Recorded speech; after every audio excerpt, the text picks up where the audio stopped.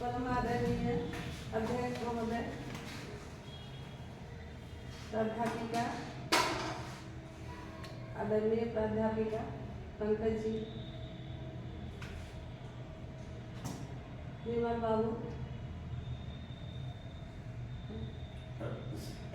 श्रीनिवास जी, शशि बाबू, और आज सबसे ज़्यादा हर्ष की बात है कि हमारे बीच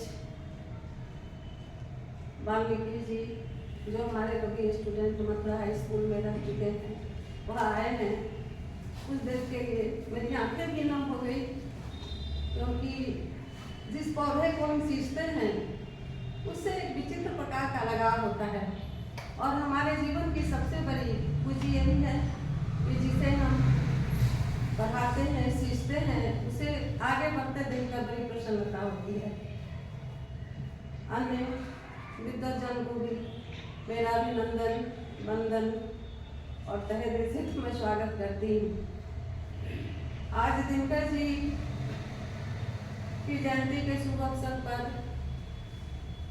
हम सभी यहाँ एकत्रित हुए हैं। मर्द भारत के विजय का तुर्ज हूँ, उर्वशी अपने समय का सूझ हूँ। दिनकर जी अपने नाम के अनुरूप थे। जैसे सूरज में प्रकाश होता है, रंग होते हैं, ताप होता है और जीवनदायिनी शक्ति होती है, ऐसा ही व्यक्तित्व प्रखर, ओजस्वी, तेजस्वी व्यक्तित्व रामधारी सिंह दिनकर का था। दिनकर जी ने हमारे हिंदी साहित्य को बहुत कुछ दिया। वे बहुमुखी प्रतिभा से संपन्न एक महान साहित्यकार थे। राष्ट्र कवि तो थे ही, कुछ लोग उन्हें जनकवि भी मानते हैं, तो कुछ विद्रोही कवि भी मानते हैं। दिनकर जी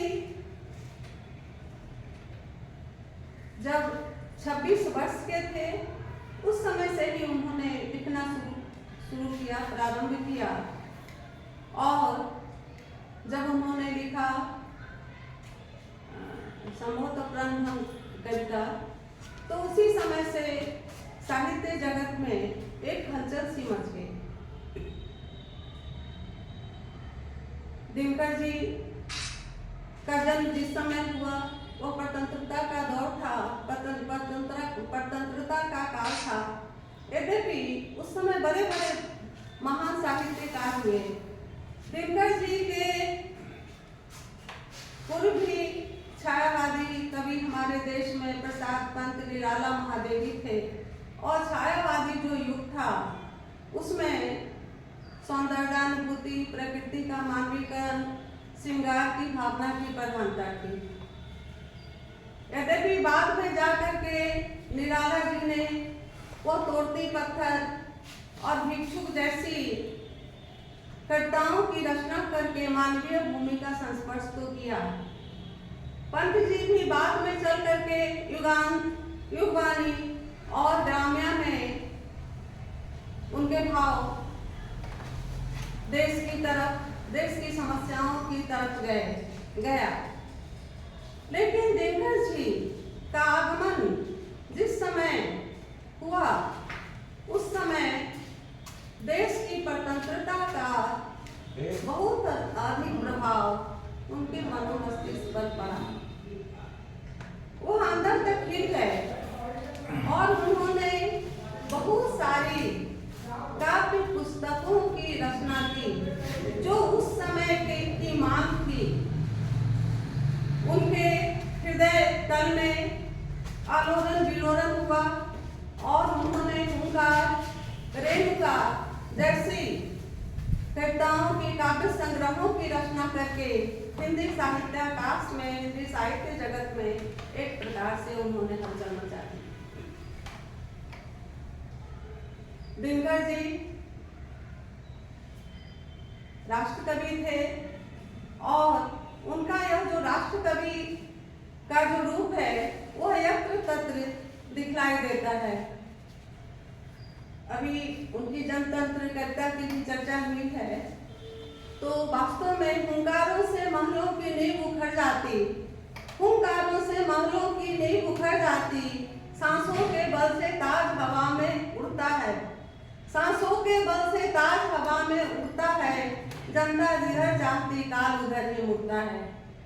तो यह उस समय के समय की मांग थी, और जो अंग्रेज हमारे देश में हुकूमत कर रहे थे, जिनकी मनमानी चल रही थी, उसे भी, और खास करके जो भारत और चीन का जो युद्ध हुआ, उस समय इसकी आवश्यकता थी कि कैसे हम चीन का जो भारतवासियों का चीन के साथ जो रवैया, माने चीन का जो रवैया भारतवासियों का था, उससे कैसे हमें मुक्ति मिले, कैसे हमें स्वतंत्रता मिले।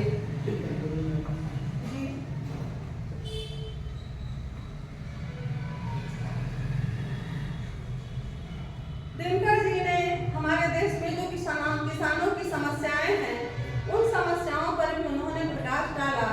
आहे उठी दिन कृषकों की, मजदूरों की तरफ पुकारे, अरे गरीबों की लोगों पर खड़ी हुई हमारी दीवारें। तो हमारे देश के जो किसान हैं, जो दिन रात मेहनत करते हैं, परिश्रम करते हैं, परंतु बदले में उन्हें क्या मिलता है। इस प्रकार से उन्होंने तरह तरह की समस्याओं को हमारे देशवासियों के समक्ष रखा, और जहाँ भी उन्होंने शोषण, अन्याय, अत्याचार को देखा, उसकी उन्होंने भरपूर भर्त्सना की।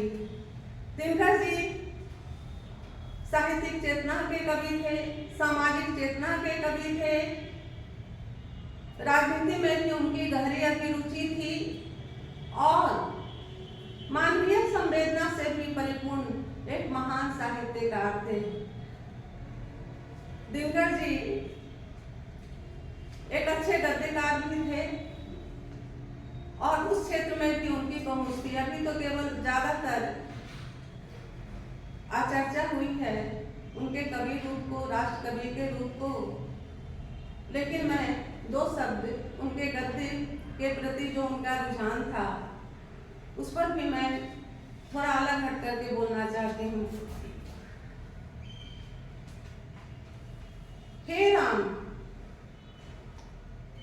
हे राम 1968 में दिनकर जी ने पुस्तक लिखी, जिसमें महात्मा गांधी के विषय में,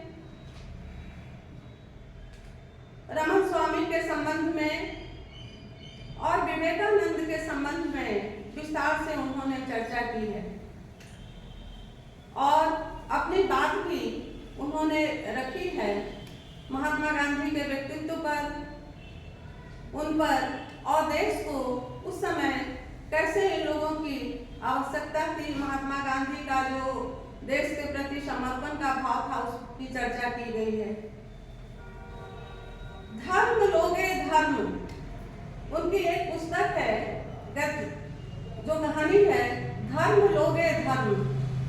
हमारे देश में जो पंडे हैं, जो पुरोहित हैं, उनके द्वारा जो लोगों का शोषण होता है, उस पर भी उन्होंने प्रस्तुत पुस्तक के माध्यम से कटाक्ष किया है, गहरा व्यंग किया है कि किस प्रकार से धर्म की आड़ में हमारे देश में पंडा लोग, पुरोहित लोग लोगों का शोषण और दोहन करते हैं। दिनकर जी के समक्ष एक चिंता का विषय यह भी था, राष्ट्रभाषा एवं राष्ट्रीय एकता। 1955 में उन्होंने राष्ट्रभाषा एवं राष्ट्रीय एकता नाम की पुस्तक लिखी, जिसमें हमारे देश को एकता के सूत्र में हमारी राष्ट्रभाषा बांधती है। हमारे समस्त देशवासियों को, यद्यपि पहले आवागमन की सुविधा नहीं थी, इसलिए यह थोड़ा ध्रुव काज था, लेकिन अब आवागमन की सभी प्रकार की सुविधाएं हो गई हैं। तो हमारे देश की राष्ट्रभाषा, हमारी राष्ट्रभाषा, जो हमारी राजभाषा है, राष्ट्रभाषा है, उसका स्वरूप कैसे बदले, कैसे उन्नत हो, उसके प्रति हम कैसे जागरूक और वफादार हो। यह एक प्रश्न उन्होंने उठाया कि राष्ट्रभाषा के प्रति हमारी पूरी वफादारी लोग, हमारी सांस्कृतिक एकता, हमारे भारतवर्ष की जो सांस्कृतिक एकता है, उस सांस्कृतिक एकता को हम कैसे मजबूत बनाएं, कैसे उसे अक्षुण्ण रखें और कैसे हम जो धीरे धीरे उससे विमुख होते जा रहे हैं उसकी तरफ हमारा ध्यान आकृष्ट हो। लोकदेव नेहरू, उनकी बहुत ही महत्वपूर्ण पुस्तक है लोकदेव नेहरू।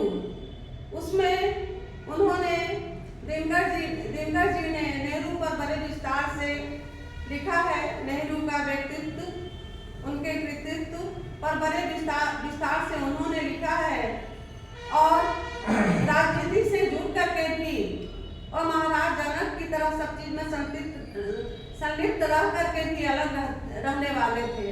जहाँ जब भी जरूरत होती थी तो वह नेहरू जी पर कटाक्ष करने से भी बात नहीं आते थे।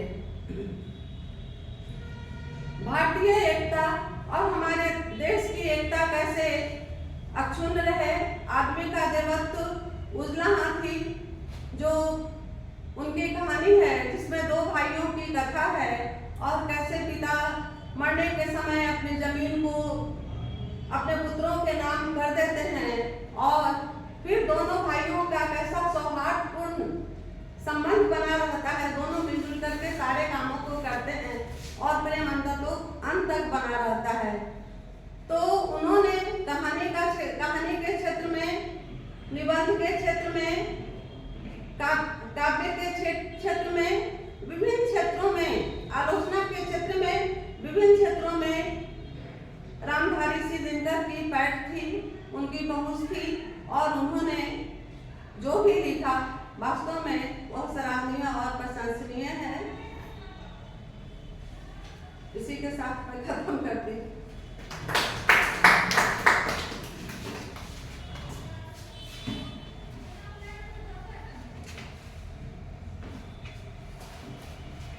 गोष्ठी आखिरी पड़ाव पर है।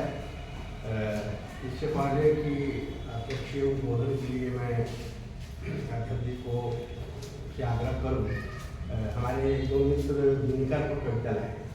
दिनकर अति करेंगे